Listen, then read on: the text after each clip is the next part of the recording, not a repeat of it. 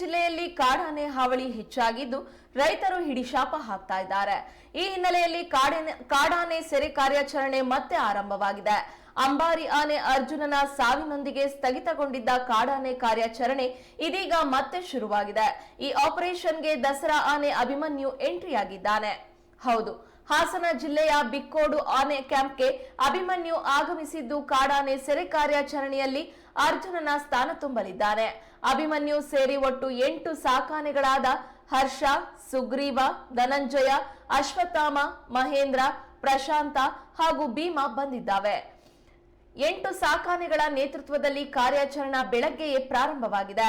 ಹಾಸನ ಜಿಲ್ಲೆಯ ನೂತನ ಅರಣ್ಯ ಸಂರಕ್ಷಣಾಧಿಕಾರಿಯಾಗಿ ಸೌರಭ್ ಕುಮಾರ್ ಅವರನ್ನ ಸರ್ಕಾರ ನೇಮಕ ಮಾಡಿದೆ. ಅವರ ನೇತೃತ್ವದಲ್ಲಿ ಕಾಡಾನೆ ಸೆರೆ ಕಾರ್ಯಾಚರಣೆ ನಡೆಯಲಿದ್ದು ಅರಣ್ಯ ಇಲಾಖೆ ಸಿಬ್ಬಂದಿಗಳು ಸಕಲ ಸಿದ್ಧತೆ ಮಾಡಿಕೊಂಡಿದ್ದಾರೆ. ಅರ್ಜುನನ ಬಲಿ ಪಡೆದ ಆನೆ ಸೆರೆ ಹಿಡಿಯಲು ಜನ ಒತ್ತಾಯಿಸಿದ್ದಾರೆ. ಕಾರ್ಯಾಚರಣೆಯು ಈಗಾಗಲೇ ಆರಂಭವಾಗಿದೆ, ಕಾದು ನೋಡಬೇಕಿದೆ.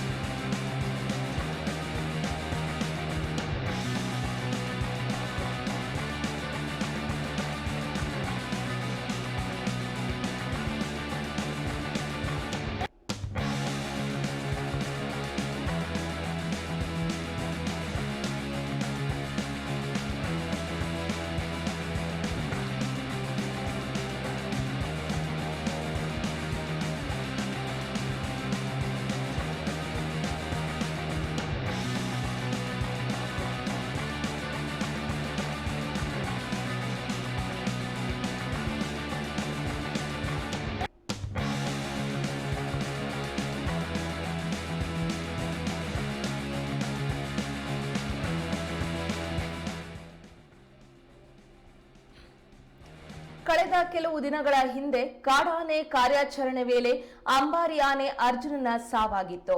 ಈ ಹಿನ್ನೆಲೆಯಲ್ಲಿ ಆಪರೇಷನ್ ಅನ್ನ ಸ್ಥಗಿತಗೊಳಿಸಲಾಗಿತ್ತು.